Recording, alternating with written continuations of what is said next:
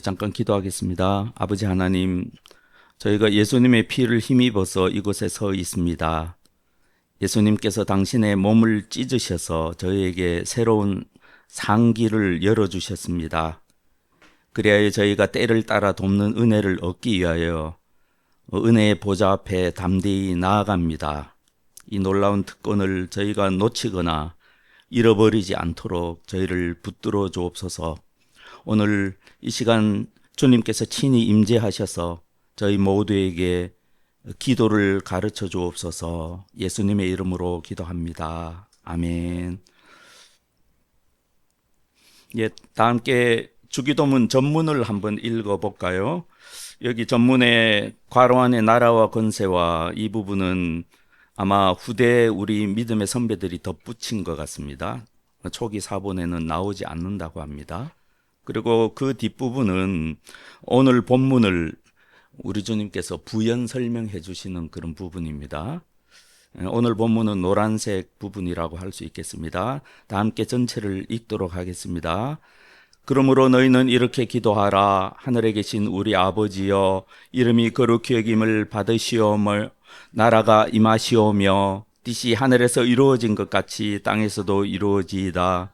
오늘 우리에게 일용할 양식을 주시옵고 우리가 우리에게 죄 지은 자를 사하여 준 것 같이 우리 죄를 사하여 주시옵고 우리를 시험에 들게 하지 마시옵고 다만 악에서 구하시옵소서. 나라와 권세와 영광이 아버지께 영원히 있사옵나이다. 아멘. 너희가 사람의 잘못을 용서하면 너희 하늘 아버지께서도 너희 잘못을 용서하시리니와 너희가 사람의 잘못을 용서하지 아니하면 너희 아버지께서도 너희 잘못을 용서하지 아니하시리라. 아멘.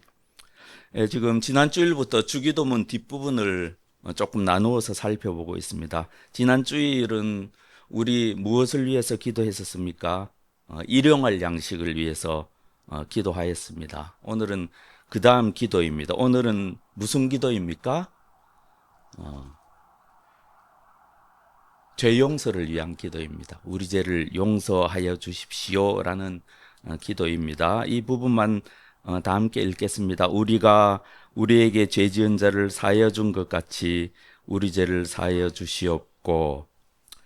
한번 주기도문 전체를 위에서 한번 내려다 봅시다. 위에서 주기도문 전체를 내려다보면 뭐가 보입니까? 앞부분, 뒷부분이 보이죠. 그리고 이 전체가 종말을 향하여 있다는 것을 알게 됩니다. 이 전체가 주님의 최후의 심판, 그때를 바라보면서 드리는 기도라는 것을 우리는 알 수가 있습니다.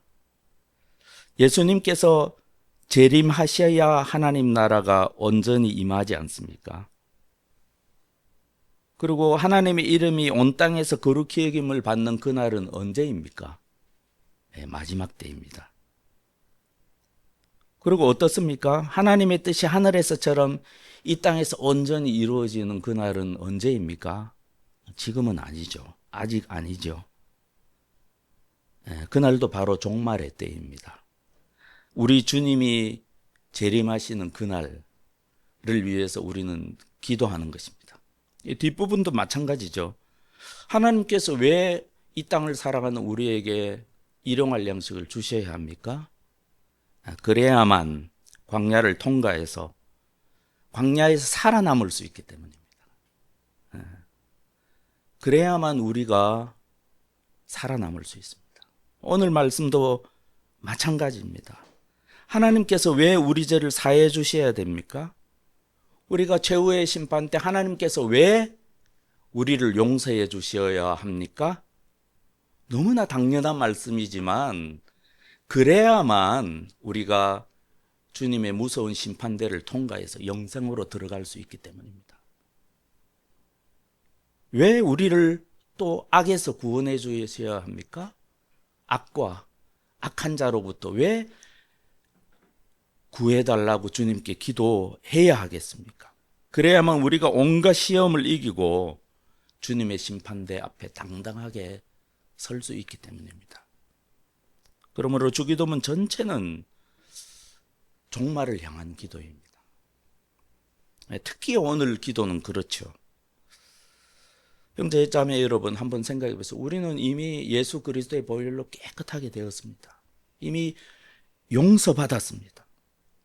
우리가 배운 바, 우리 믿음의 선배들, 우리들의 과거, 현재뿐만 아니라 미래의 모든 죄가 용서받았다 라고 선포합니다. 하지만 어떻습니까? 우리가 끊임없이 살아가면서 크고 작은 죄를 원치 않지만 짓게 되지 않습니까? 하지만 하나님께서 그것도 저에게 용서받을 길을 열어주셨죠. 우리 주님께서 베드로에게 하신 말씀 무엇입니까?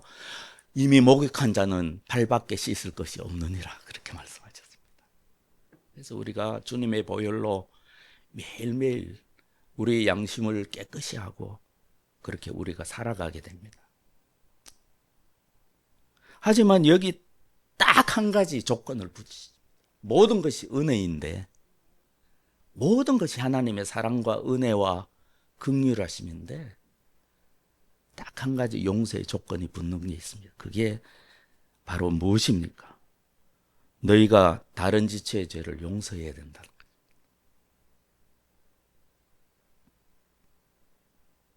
우리가 용서하지 않으면 하나님도 용서하지 않으십니다.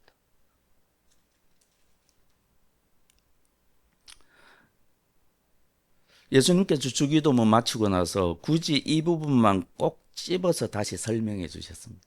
그리고 마태복음에만 해도 여러 번 이런 것을 설명해 주셨습니다. 왜요? 우리가 못 알아들을까 봐, 혹은 우리가 오해할까 봐, 혹은 우리가 이 중대한 우리 주님의 말씀을 놓칠까 봐 그렇게 하셨을까요?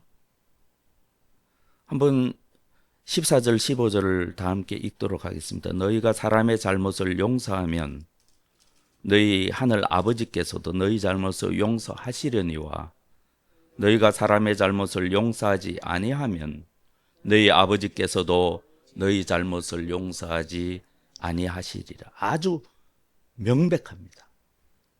명백하지 않습니까?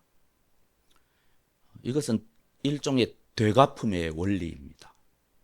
부메랑의 원리입니다. 내가 형제자매에게 한 그대로 하나님께서 나에게 그렇게 하신다는 말씀은 성경에 많이 나옵니다. 내가 잘못한 형제자매를, 나에게 잘못한 혹은 죄를 범한 형제자매를 내가 긍휼의 눈으로 바라보면 하나님께서도 마지막 심판날 나를 긍휼히 여기실 것입니다. 하지만 내가 냉정하게 차가운 심판의 눈으로 그 형제나 자매를 바라보면 최후의 심판날 우리 주님께서도 나를 그렇게 바라보실 것입니다. 마태복음 7장에서도 똑같은 말씀을, 사실상 똑같은 말씀이죠. 비판하지 말라. 너희가 비판하는 그 비판으로 너희가 비판을 받을 것이요. 세 번역에서는 비판을 심판으로 번역하였습니다. 옳습니다. 너희가 헤아리는 그 헤아림으로 너희가 헤아림을 받을 것이니라. 분명하지 않습니까? 우리가 기억을 해야 됩니다. 우리가 남을 향해 던지는 그 잣대, 그 부메랑은 다시 돌아와 내 목에 칼날로 돌아옵니다. 이것이 성경 전반적으로 보면 하나님께서 이스라엘과 주님의 백성과 교회된 주님의 공동체에 주신 일종의 영적인 법칙이라고 할 수 있습니다. 한번 생각해 보세요. 여기 두 개의 교회가 있습니다. 한 교회는 좀 우리 교회가 좀 이런 것 같은데 좀 어수선합니다. 뭐가 질서도 없고 성도들도 좀 미성숙할 뿐만 아니라 특별히 이제 목사도 미성숙합니다. 그리고 어떤 사람들은 아직 많은 사람들이 예성품을 못 버려가지고 좌충우돌하기도 하고 좀 그런 면이 없지 않습니다. 예민하고.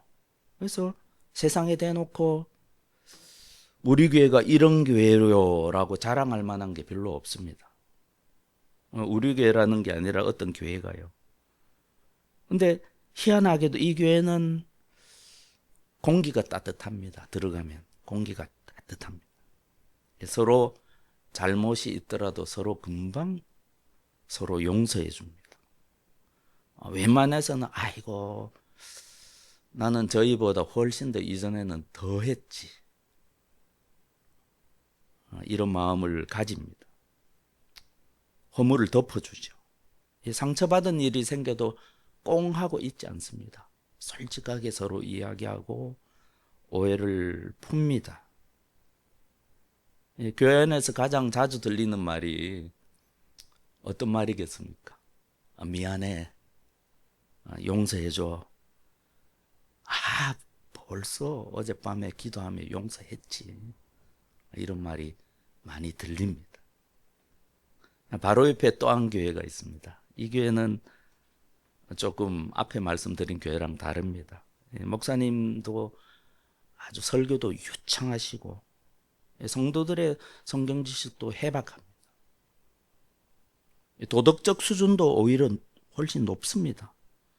겉으로 보면 완벽해 보입니다. 근데 뭐랄까요? 교회 안에 들어가 보면 차갑습니다. 이 겸손의 영이 아니라 어떤 바리새인의 영이 가득하고 하다고 표현할까요? 뭐랄까요?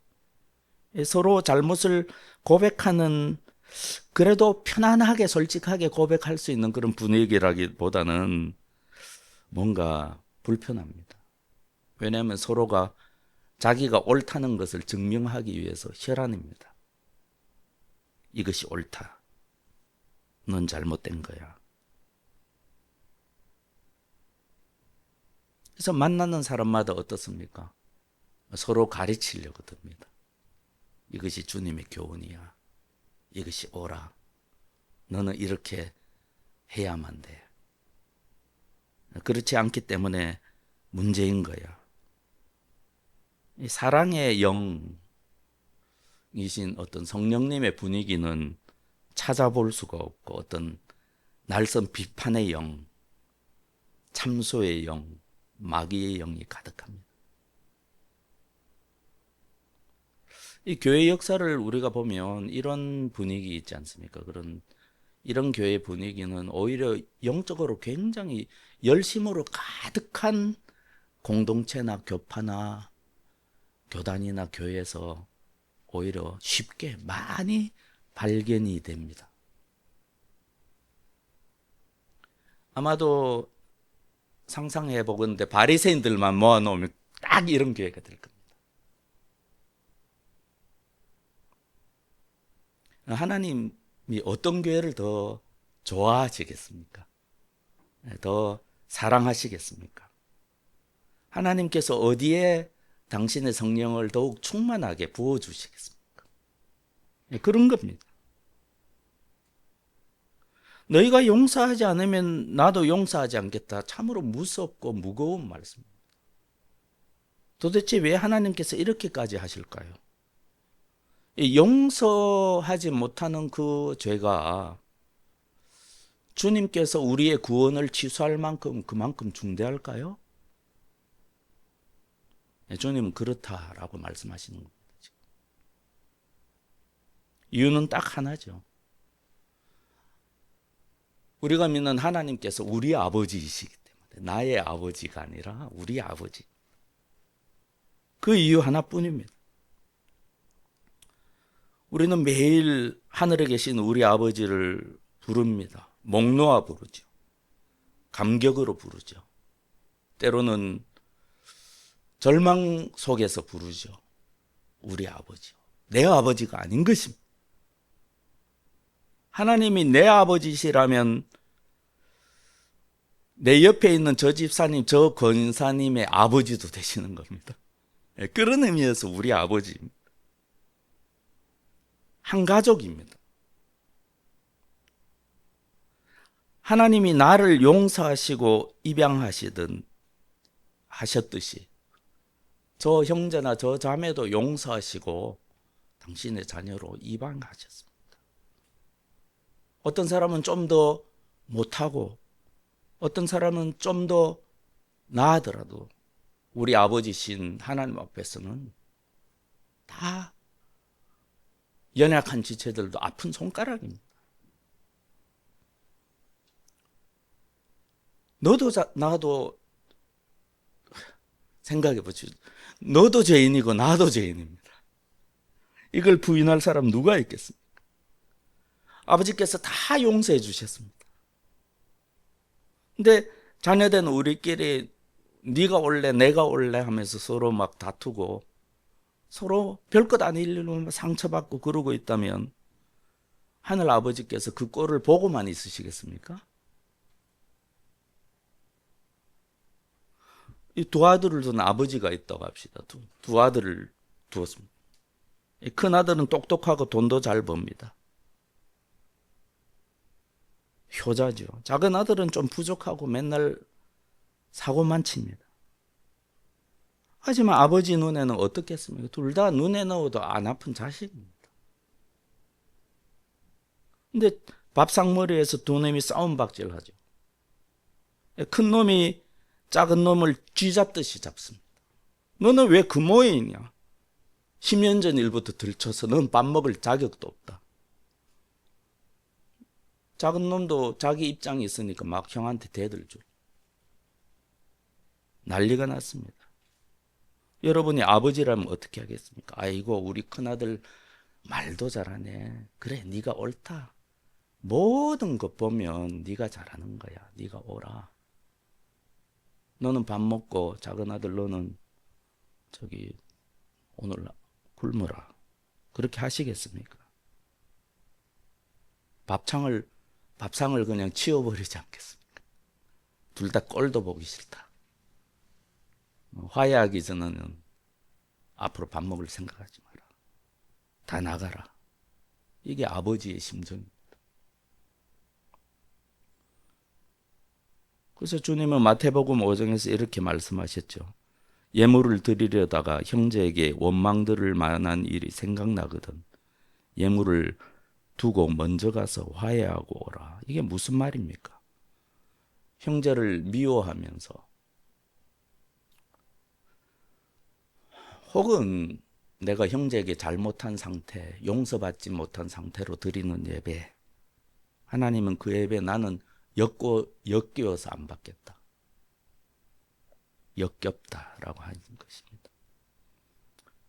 하나님은 화해하지 않는 자녀에게 당신의 밥상을 베풀어 주지 않으십니다.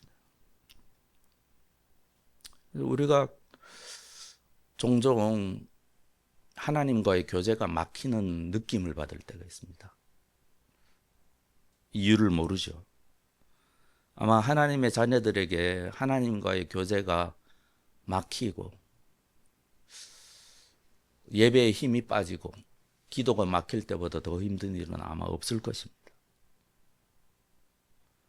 육체적인 이유로 그럴 때도 많이 있죠. 내 몸이 너무 피곤하고 힘들면 그만큼 우리는 연약한 존재죠. 때로는 정신적인 이유로 그럴 때도 많이 있습니다. 내가 너무 우울하거나 심리적인 이유로 내 마음이 단지 우울하기만 해도 하나님 보좌 앞에서 기도하기가 힘들 정도로 우리는 연약한 존재입니다.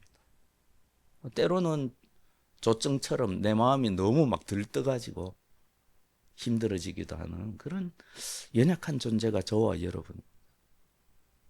근데 그런 이유 없이 기도가 막히고 예배가 막히고 그럴 때 혹시 내 마음에 미움이나 원망이나 내가 잘못한 거나 다른 지체가 나에게 잘못한 것을 내가 용서하지 못해서 그렇지 않은지 살펴볼 일입니다. 만약에 그런 것이 있다면 어떻게 해야 되겠습니까? 차라리 예배를 멈추고 그 일에 조금 매달릴 필요가 있겠습니다.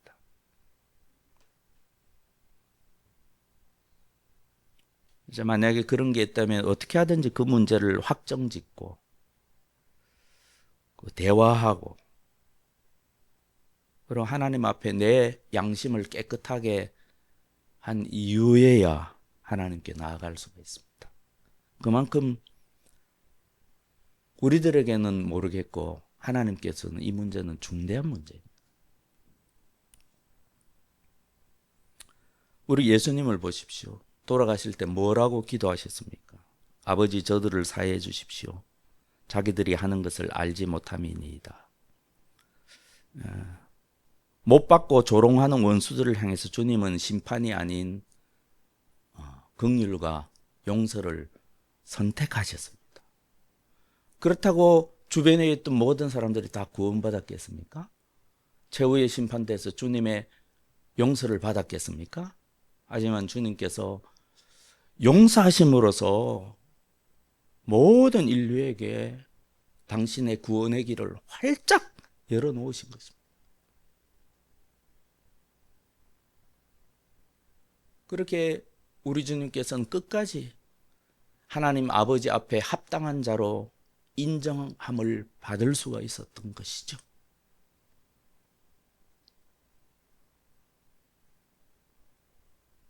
형제자매가 나에게 죄를 지어본 등 주님을 십자가에 달리게 할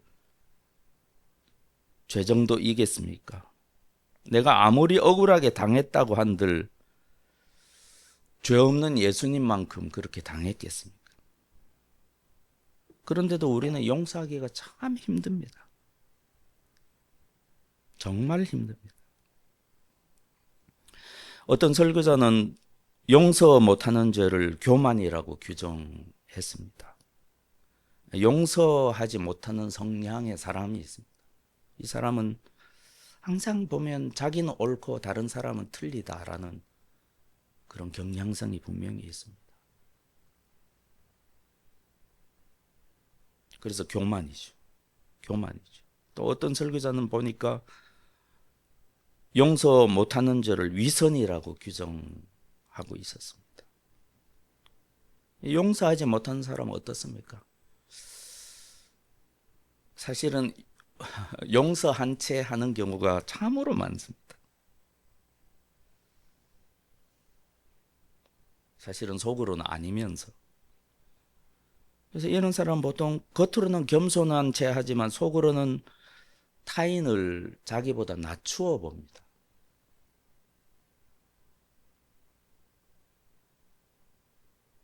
겉과 속이 다른 거죠. 여러분 어떻게 생각하십니까? 주님께서 왜 그토록 싫어하실까요? 우리가 용서하지 못하면. 저는 이렇게 말씀드리고 싶습니다. 용서하지 못하는 죄, 그것은 다름 아닌 배은망덕의 죄입니다.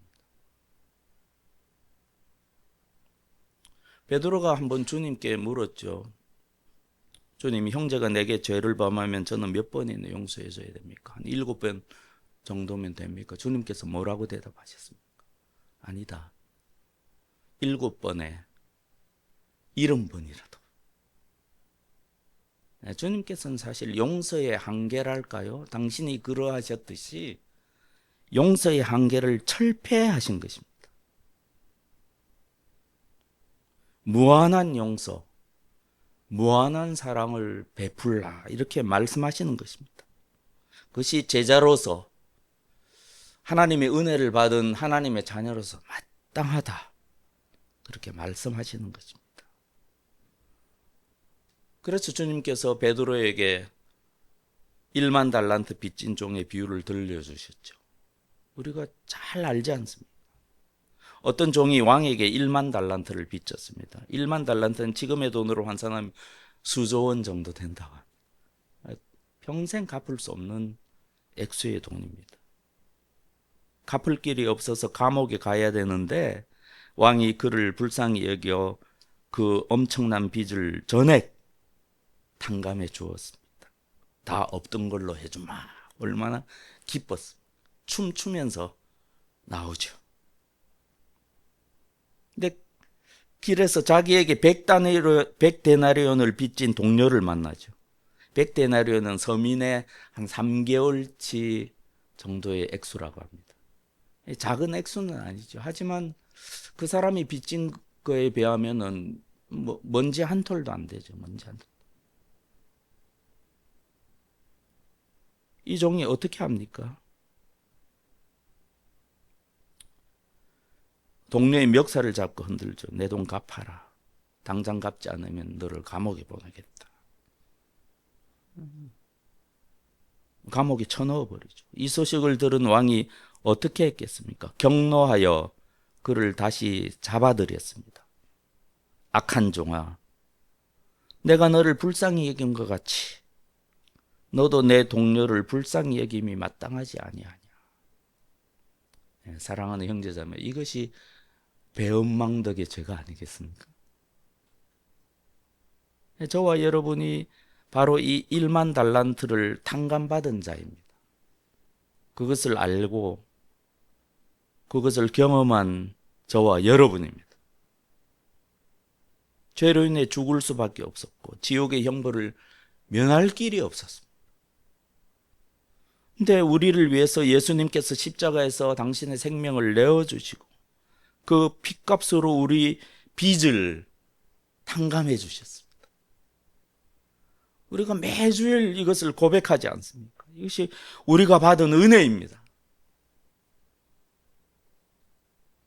근데 이런 우리가 형제자매의 작은 허물, 내 자존심 상하게 하는 말 한마디, 나에게 입힌 작은 손해, 그런 것을 가지고 오랫동안 용서하지 못하면서 마음에 쓴뿌리 가득한 채 그렇게 세월을 보내고 있다는 것, 하나님 보시기에 얼마나 기가 막히겠습니까? 물론 오해하지 마십시오. 모든 죄를 용서받을 수 있는 것은 아닙니다. 용서받지 못하는 죄가 분명히 있었습니다. 사도들도 용서받지 못한 죄를 저지른 자를 위해서는 기도하지 말라, 이렇게 경고하셨습니다. 보면 전반적으로 교회 안에서 이단적인 가르침을 퍼뜨리거나 명백한 악행으로 거룩한 공동체를 파괴하는 그런 일을 있을 때는 용서하지 말아야 합니다. 주님께서도 마태복음 18장에 보면 죄를 범한 형제를 권고하고 또 권고해도 회개하고 듣지 않으면 교회에서 내보내라고 명백하게 말씀하셨습니다. 사도 바울도 고린도전서 5장에서 성적으로 타락한 지체들을 이미 사도 바울이 주님께서 주신 권세로 사단에게 내어주었다 라고 말하면서 고린도 교회 성도를 향하여 그 악한 자를 너희 중에서 내어 쫓으라 라고 명백하게 말씀하셨습니다. 이것은 그 죄 지은 지체가 미워서가 아니라 주님께서 우리에게 허락하신 거룩한 교회를 지키고 이 타락한 영혼이 혹시라도 그 징계 때문에 마지막 날에 돌이킬까. 그래서 징계하는 것입니다. 하지만 우리가 살다 보면 그렇습니까? 우리가 교회 생활에서 겪는 갈등의 99%는 그런 거창한 도덕적인 문제나 진리의 문제는 아니지 않습니까? 대부분 내 자존심, 내 우월감, 혹은 내 열등감, 내 시기심, 내 스타일이나 기분, 그런 문제가 아닙니까? 대부분 그렇습니다. 혹은 내 작은 이익. 예수님이 말씀하시죠. 어찌하여 형제의 눈 속에 있는 티는 보고 내 눈 속에 있는 들보는 깨닫지 못하느냐. 이라는 말씀입니다.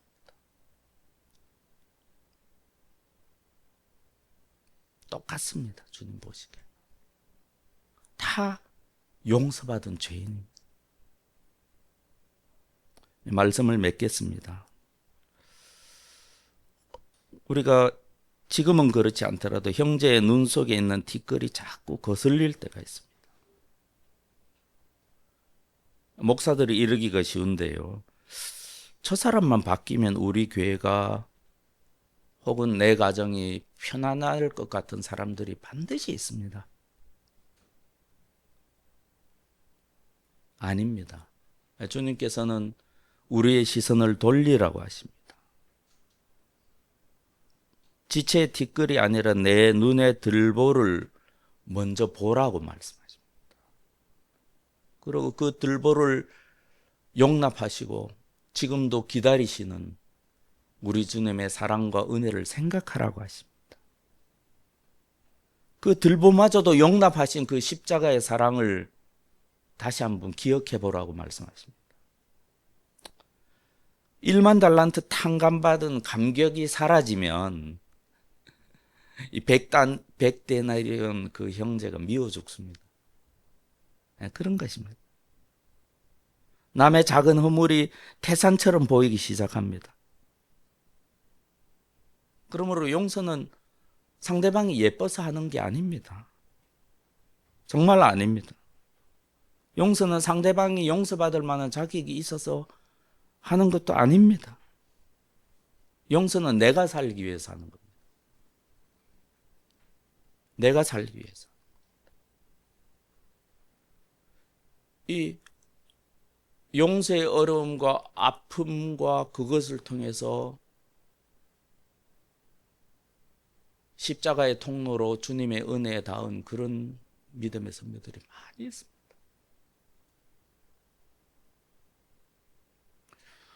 용서할 때만 주님의 십자가를 체험하고 십자가를 지신 당신의 마음을 알 수가 있습니다.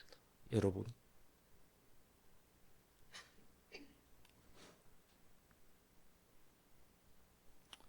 주님께서는 항상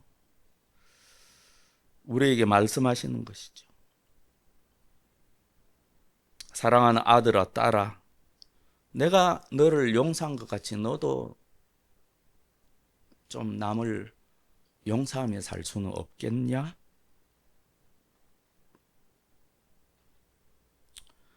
그러므로 사랑하는 형제자매 여러분, 용서는 내가 받은 십자가 사랑을 확인하고 지속하여 주님의 심판대 앞에 당당하게 설 수 있게 하는 유일한 길입니다.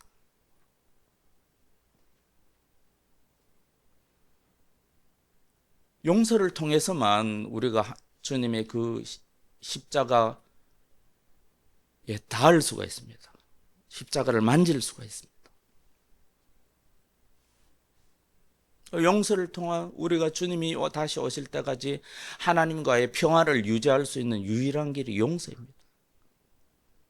그거 말고는 저와 여러분을 우리 하나님 아버지의 사랑에서 끊을 것이 아무것도 없습니다.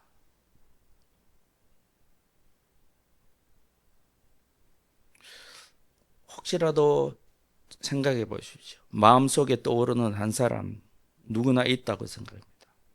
생각만 해도 빨리 지워버리고 싶고 답답하고 혹은 억울하거나 혹은 내 양심이 거리끼거나 화가 치밀어 오르거나 그런 사람 말입니다. 그런 사람을 용서하라고 하시는 겁니다. 내가 용서한다고 해서 그 사람이 구원받는 것은 아닐지라도 나를 위해서 용서하라는 것입니다. 사랑하는 형제자매 여러분, 한번 가만히 생각해 보세요. 우리는 이 세상 살아가는 동안은 우리의 죄를 매일매일 주님 싫어하시는 마음과 행동, 그런 죄를 십자가처럼 지고 살아가고 있는지도 모르겠습니다. 주님께서는 날마다 주님의 십자가를 지고 가는 우리들의 그 무거운 짐을 벗겨주시죠. 그래서 목욕한 우리는 발을 매일 씻어야 되죠. 하지만 주님의 말씀을 전반적으로 보면 어쩌면 나의 죄짐만 지고 살아가는 것이 아니라 내가 사랑하는 사람들의 죄짐까지 함께 지고 살아가는 존재가 우리인지도 모른다는 생각을 하게 됩니다.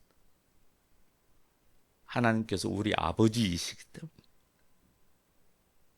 하지만 저와 여러분은 모두 자기 십자가를 지고 주님을 따르기로 이미 결단하였습니다. 그래서 오늘 조금 새로운 마음을 가지고 좀 결단을 했으면 좋겠습니다. 이렇게 결단할 때는 감정이 아니라 냉정하게 나의 의지로 결단하는 것이 필요합니다. 이 미움이라는 독약, 이 쓴뿌리를 좀 이렇게 뱉어내야 됩니다. 의지로 주님 앞에서 뱉어내야 됩니다. 아버지 하나님의 마음으로 그 영혼을 좀 불쌍히 여기기로 작정해야 됩니다. 참 불쌍하다. 그래서 하나님 앞에 나를 위해서 이렇게 고백하셔야 됩니다. 하나님, 제가 용서합니다. 제 힘으로 이때까지 안 되었지만 주님의 사랑의 힘에 의지해서 내가 용서하기로 선택합니다. 이렇게 고백할 때 저와 여러분을 묶고 있던 사슬이 끊어집니다.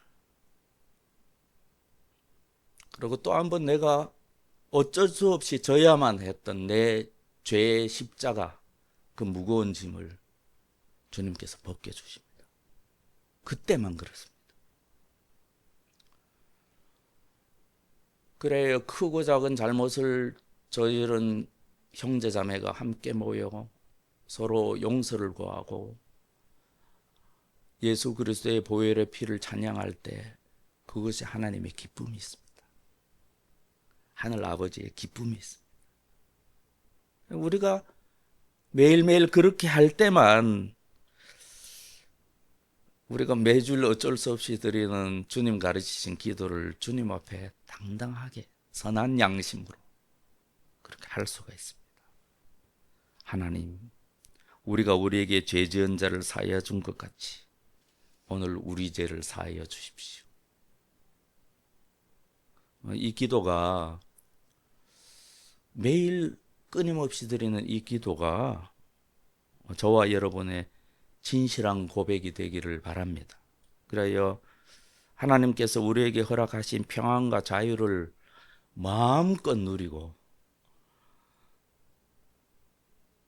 마음의 모든 짐을 벗고 그렇게 주님의 기쁨에 충만한 저와 여러분이 되시기를 우리 주님의 이름으로 기원합니다. 아멘.